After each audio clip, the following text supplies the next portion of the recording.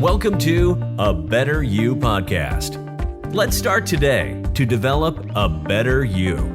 This podcast takes on life's challenges and obstacles, such as overcoming addictions, behaviors, midlife career changes, to keeping your family together. The show that gives you take-home assignments to overcome obstacles of the week.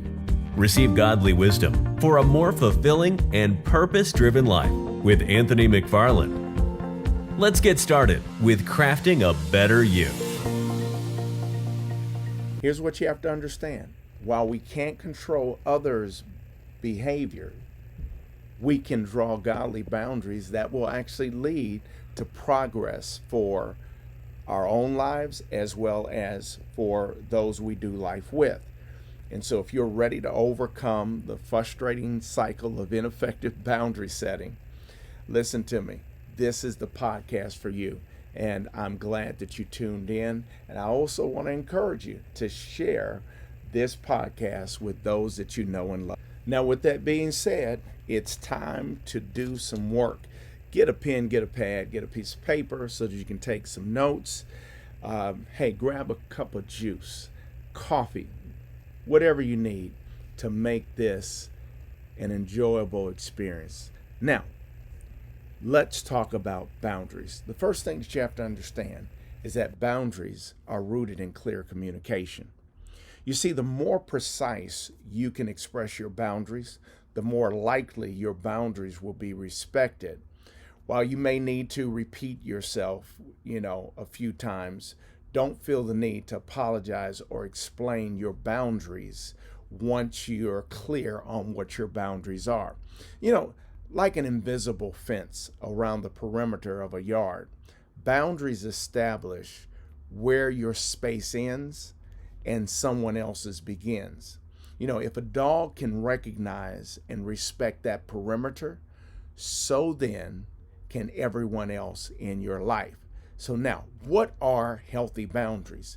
Healthy boundaries are the limits you place around your time, emotions, body, and mental health to stay resilient, solid, and content with who you are. So some of the things that I'm going to share with you, some of these points will empower you to protect you from being used, drained, or manipulated by other people in your life, whether it's in your personal circle, business circles, your network, etc. See, you can set boundaries around your emotional energy, your time, your personal space, intimacy within a relationship, morals and ethics, material possessions and finances, even social media, believe it or not. Let me share something with you. I've experienced people that would, earlier on when I was learning social media platforms, that would send some crazy stuff. And I made it clear that I don't get down like that. Don't send me crazy stuff, right? Because I don't have space for it. I don't have time for it. I don't have the energy for it. And I definitely don't open up the door to a lot of the junk that goes on social media. Why? I have boundaries for myself. See, boundaries can be set with your family, friends, in dating relationships, your coworkers, even with your supervisors, as well as strangers. And although they aren't as blatantly clear as a fence or a wall or a no trespassing sign, healthy boundaries communicate to others what you will and will not tolerate. In short, boundaries empower you to take charge of your life, not someone else's. Now, you may be saying to yourself, why do I need boundaries?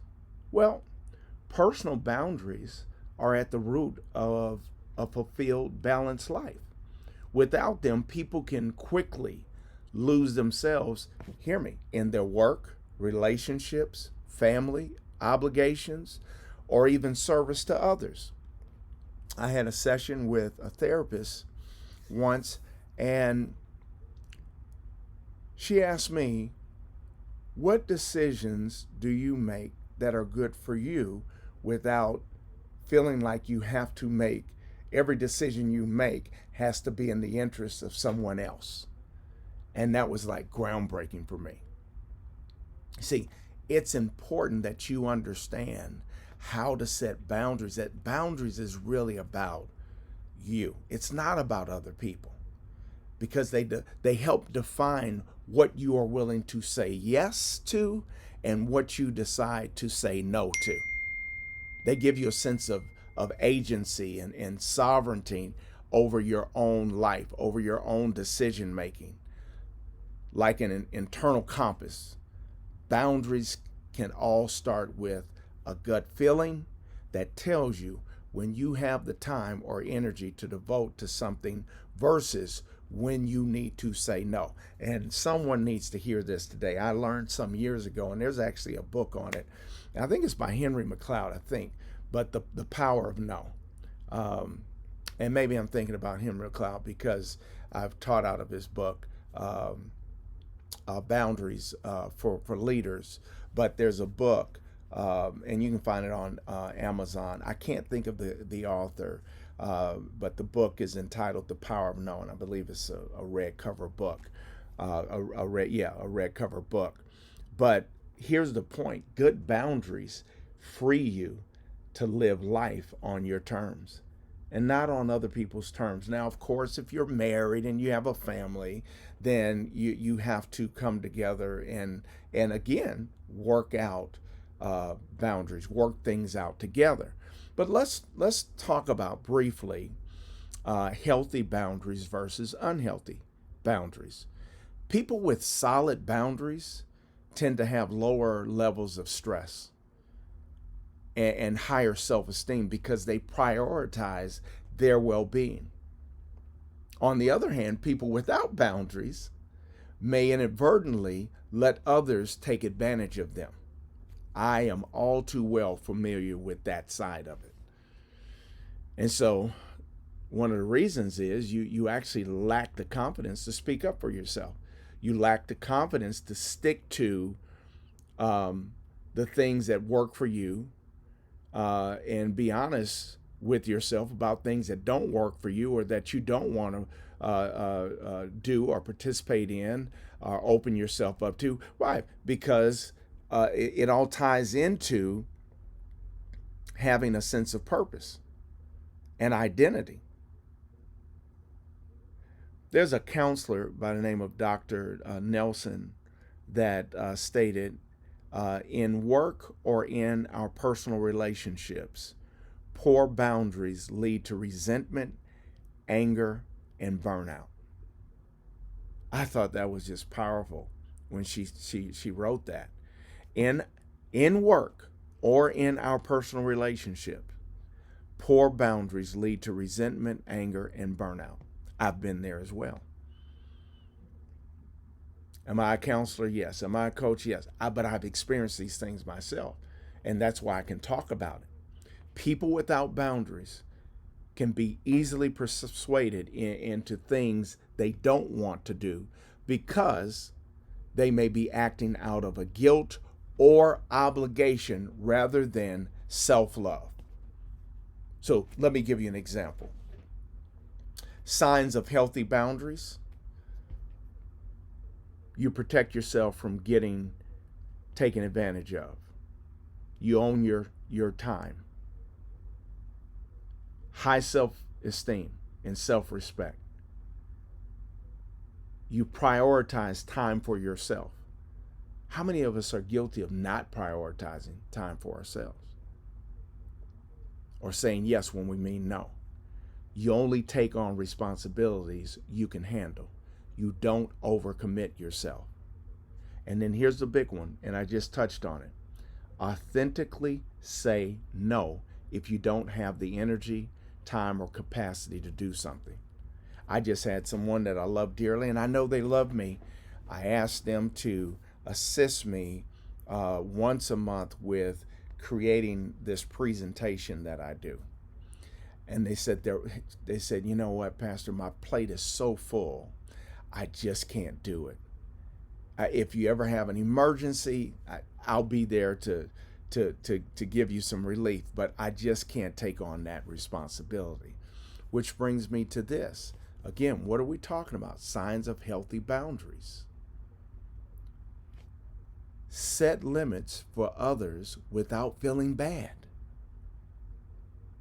And then you have to have a strong sense of identity and direction, because if you don't, people will put a label on you, tag you, give you direction, because you don't have identity and you don't have purpose and direction.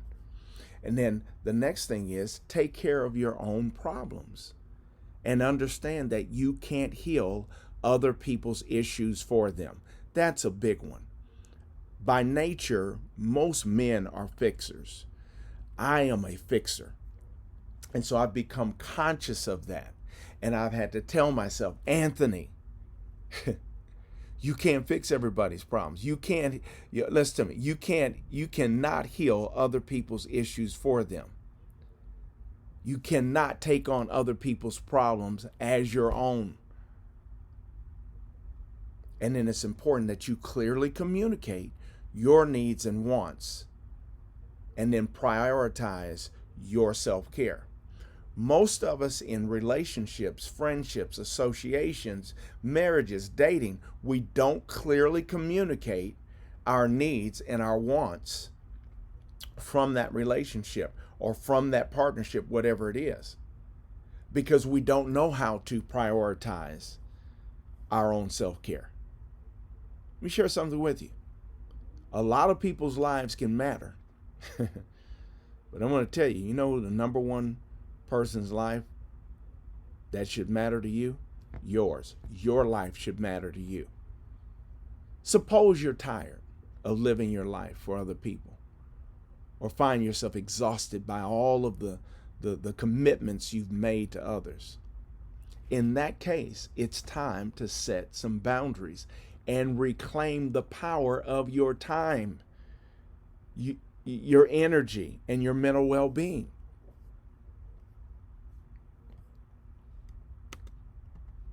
Now, with that being said, in this episode, I'm going to share 3 nuggets with you, 3 principles as it pertains to creating healthy boundaries. The first thing that you have to do is openly communicate your boundaries. One of the biggest mistakes people make is setting boundaries in their minds, but not openly sharing them with people in their life, with people within your family. Sometimes people assume that you should know their boundaries, but if they didn't clearly communicate where they've drawn the line, how will you know when you've overstepped it? So this can seem a little daunting and scary. I'm telling you what I know, but it can feel like a significant relief. It can give you this exuberant feeling. Listen to me. Once you do it, and once you get it out of the way. Excuse me. So, again, it's important that you learn how to be clear. And it first starts with you being clear with yourself. You have to know your boundaries in order to communicate them in a clear and effective way. And so when it's time for you to communicate that boundary with someone, take a deep breath, gather your resolve, and assertively, in a very loving and kind way, express your needs in a kind, direct way so that the other party will be clear. Now, I want to give you a demonstration of that, how to clearly communicate boundaries. So let's look at a time boundary. Here's how you would clearly communicate a time boundary. I can only stay for an hour, or if you're going to be late, please let me know ahead of time. All right, let's look at an energy boundary. And everybody deals with this with people, especially in their family.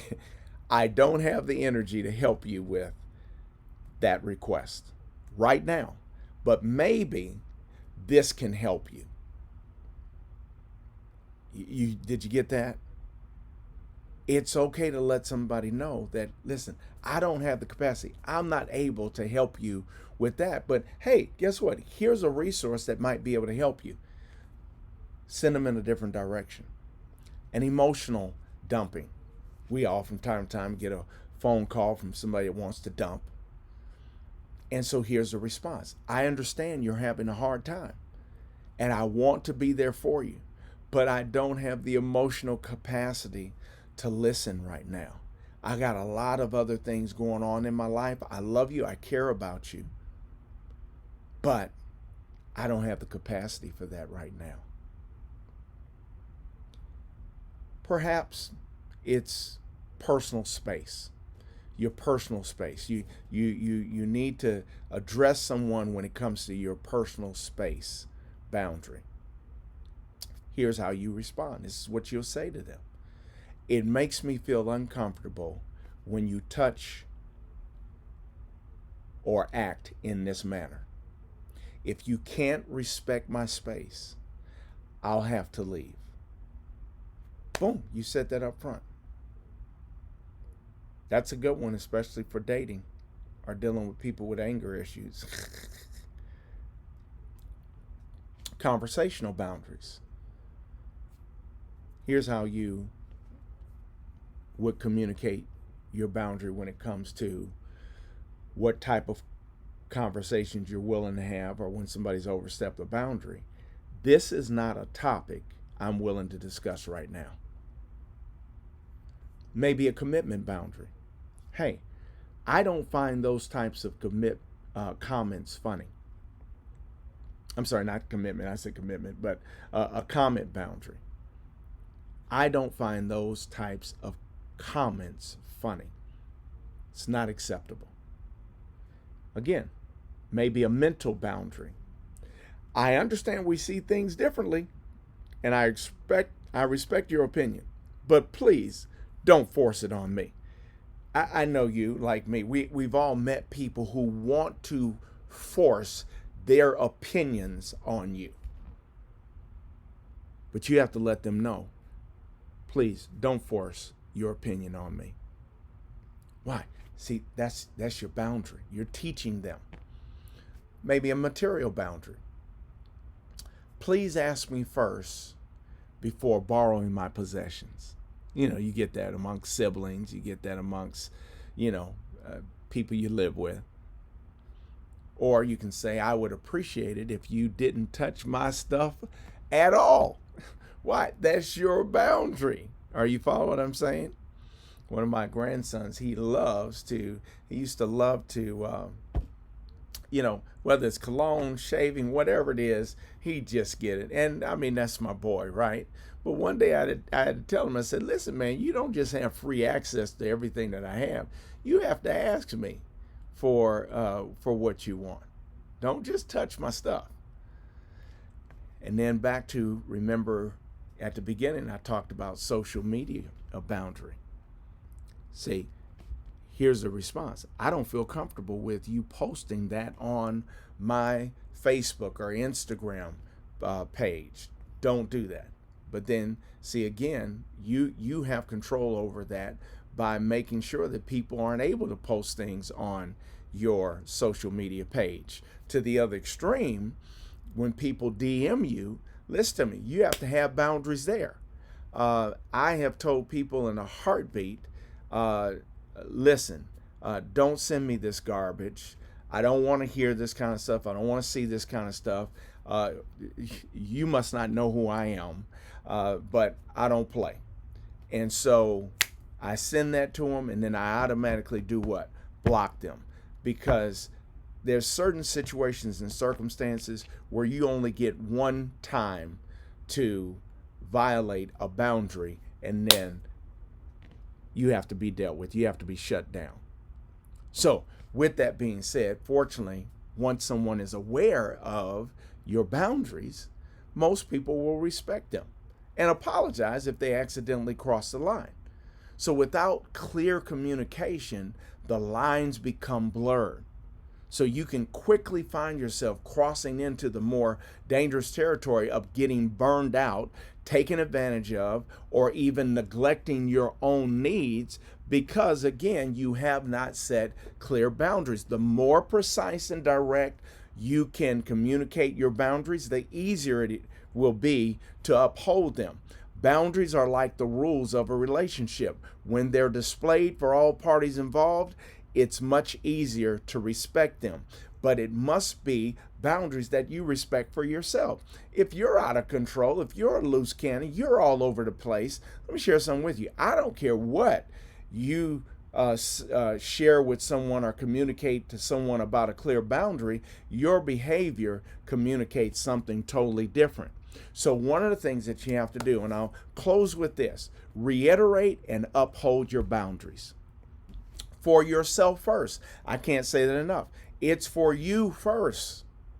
So like the invisible perimeter that I mentioned at the beginning, that fence around a yard that protects a dog from running into the street, boundaries protect you from overextending your mental and emotional well-being. But the dog has to be trained not to cross that line. They have to understand where their yard begins and ends. So it takes time, repetition, and patience so that these things can be set in place and reinforced. And so the same is true of human boundaries. Not everyone will understand or respect your boundaries the first time. It's essential to stand firm in your decision while kindly reminding them of your needs when it's necessary. See, one of the things that I've learned, and I've had German Shepherds, Doberman Pinschers, Mastiffs, and now we have a little poodle named Ziggy. A dog will get confused if the yard ends at the bushes one day but extends to the sidewalk the next day. See, if someone doesn't initially respect your boundaries, remind them, but stay consistent with your original decision. My little Ziggy, our Ziggy, knows her boundary. She knows that she cannot cross. There's a line that she can't cross that's way before the exit of our property. That gate. She is clear on what that line is. And she knows not to pass that line. And if she passes that line, there will be repercussions for it. So here's the wisdom, the insight. Avoid shifting your boundaries for somebody else's comfort. If you said, I don't feel comfortable with you contacting me about work after hours, you probably don't want to send the message that sometimes it's okay for you to text me late at night. While it may be awkward or uncomfortable initially, especially if you're dealing with a coworker or even a supervisor, a person who truly wants to be in your life will respect your decisions. Well, that's it. That's all. And tune in to the next broadcast. And I'm going to talk about this some more. I'd love to hear your feedback. I'd love to hear your takeaway. God bless you. Until the next time. Thank you for joining me on A Better You podcast.